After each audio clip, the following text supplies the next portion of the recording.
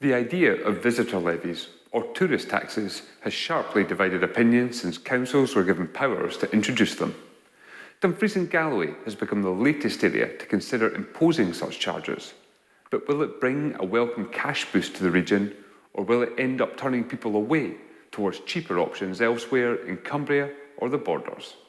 Greg Hoare examines the issue. Its beautiful landscapes make tourism big business in Dumfries and Galloway.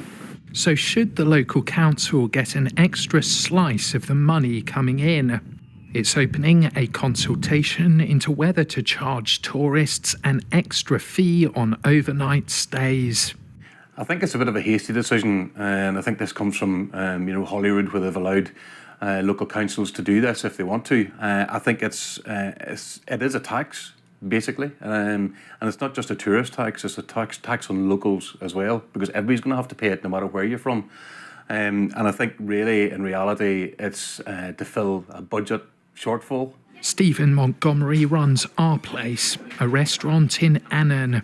He's also director of the Scottish Hospitality Group. Bringing in a TVL or a tourist levy could push a lot of people over, the VAT threshold, for example. Not a lot of people know that could happen for small B&B owners, small, medium-sized businesses. I think for Dumfries and Galloway especially, where we're trying to get people to turn left as they come to Gretna instead of finding Scotland starts at Glasgow or Edinburgh, it's going to be very, very difficult now. The Scottish Parliament passed a law last year allowing councils to charge an extra fee on overnight stays known as a visitor levy. So far, 3 areas, all of them cities, have approved it. Edinburgh and Glasgow will charge 5% extra per night, with a 7% fee in Aberdeen. Dumfries and Galloway Council's Economy Committee voted last week to hold a consultation. The chair, Councillor Andy Ferguson, said, "Tourism is vital to our region's economy. A visitor levy could provide a sustainable way to invest in the services and infrastructure that make Dumfries and Galloway a top destination, while also supporting our local communities." My initial thoughts are tax. It must be simple to collect, right? It must be fair, and also every pound that it generates must be reinvested in the local community.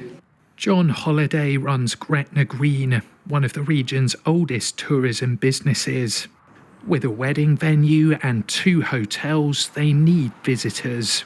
But with no plans to introduce a tax on tourists in Cumbria or the Scottish borders, they're concerned they could miss out. Gretna Green's is a unique place. We're on the border of Scotland and England, and that can cause some issues and some risk if a possible tax did come in, because you'd have customers coming from the south that would probably stop in Cumbria where there'd be no tax, and then they'd come into Dumfries and Galloway and find an extra tax of 3, 4, 5%, whatever that figure's going to be. So that might be an inhibitant to them staying, which would be very disappointing. The council will consider the results of the consultation next spring. If they decide to introduce a levy, they'll have to wait 18 months to allow businesses to prepare. So we're told the earliest it could arrive is 2028.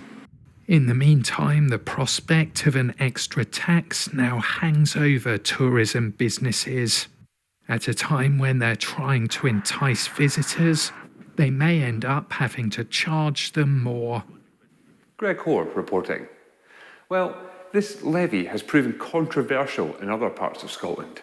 I spoke with 2 of our region's MSPs, the SNP's Emma Harper and Finlay Carson of the Conservatives, to find out their views on the consultation. So I think it's right that the council goes out and explores whether this would be something that people would support or oppose. For me, at the moment, I'm interested in finding out what it would mean in terms of facts, figures. If there was a levy, a visitor levy introduced into Dumfries and Galloway, would that benefit tourism, benefit infrastructure? Would it support investment into further tourism. So I'm keen to see what the consultation brings forward, and my colleagues in Dumfries and Galloway Council are keen also to make sure that anything that's taken forward is evidence-based. So no mind made up yet, wait and see what the consultation comes back with? Yeah, I haven't made up my mind yet because I can see some pros and cons. So I'm keen to see, well, what is out there, what's going on, because I know that there's been support in Edinburgh, for instance, but Dumfries and Galloway have delayed bringing it forward. So consultation, I think, is the right thing to do if they can make sure that we can iron out some of the questions that have been raised. Finlay Carson, where do you stand on these proposals? Well, first I've got to say the Scottish Conservatives voted against the visitor levy when it was here in Holyrood, but it's very much up to the local authorities to make the decision on whether they take it forward. We've got to remember that there's different tourist pressures in different parts of Scotland, and I think that the bill, as it passed through Parliament, focused much on the likes of Edinburgh. We've got to remember that during the festival and Oasis concert, Edinburgh is the most expensive place in the whole world to stay, and that doesn't apply to other areas like Dumfries and Galloway. So yeah, there needs to be a huge amount of work to be done to look at what the pros and cons would be. A visitor levy might be appropriate in the summer, but Dumfries and Galloway depends in the future to look to be all seasons. So perhaps we need to be able to have the flexibility not to have a visitor levy in the winter. Also got to look at other areas in the world that have visitor levies and compare the costs. We've got to again remember that the VAT in Scotland is at 20%, whereas an average around the rest of the world for hospitality and so on, it's closer to 9 or 10. So we need to take all that into consideration. What we mustn't do is put extra burden on bed and breakfast, hospitality and so on. That sounds like you're quite open to the idea of this then, but we were just about to talk there about the burden on hospitality businesses. They say the fact there's lots of particularly smaller, private-owned firms, you're not looking at many big chains. That puts extra pressure. A levy puts extra pressure on them. Yeah. So let it be clear. I'm when I say I'm open to it, we need to be looking at all these things. But currently, I think the burden that we put on businesses would be too much. So my colleague Rachel Hamilton has put amendments forward that would bring in a flat rate. Because a percentage rate just wouldn't work. The administration around that would be ridiculous. We need to look at how online booking systems can be updated to take away that burden from bed and breakfast and hotel owners. And the burden should be put on those staying in the accommodation, because we can't have any more red tape for hospitality businesses because they're already a huge burden when it comes to regulations.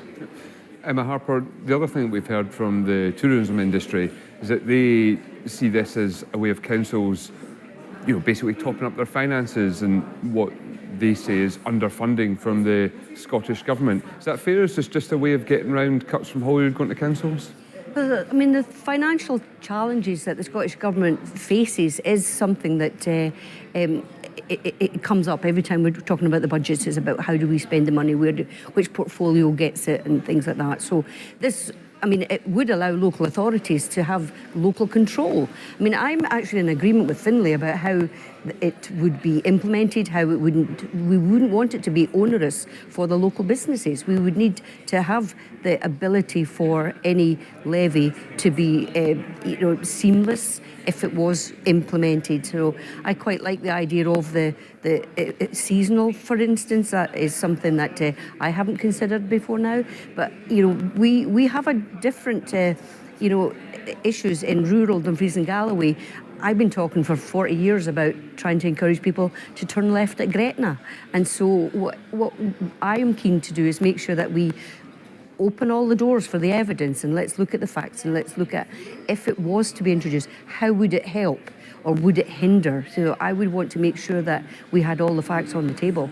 Is that not a fair point as well, what Emma Harper's saying there, that it's about giving local councils the ability to make local decisions rather than having things dictated from Holyrood? Well, firstly, I think it says it all that it's only when I mentioned seasonality that Emma Harper thought that should be something she considered. Emma's one of these MSPs who voted for the visitor levy without looking at the implications, that the Scottish Government ruled out a flat rate, which would have immediately put less burden on business owners. So it's quite unbelievable that we've got an MSP from the SNP sitting here saying she's only considering that now. You're absolutely right.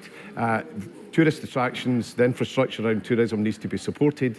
But this is, again, the government putting the burden on local authorities rather than increasing the local authority budget, which we've seen cut in real terms year on year on year and putting more pressure on local authorities. This is not something that should have been burdened on local authorities yet. They should have the flexibility to make decisions, but they shouldn't have the responsibility of actually generating that income to develop the tourist infrastructure. Finlay Carson, Emma Harper, thank you both very much.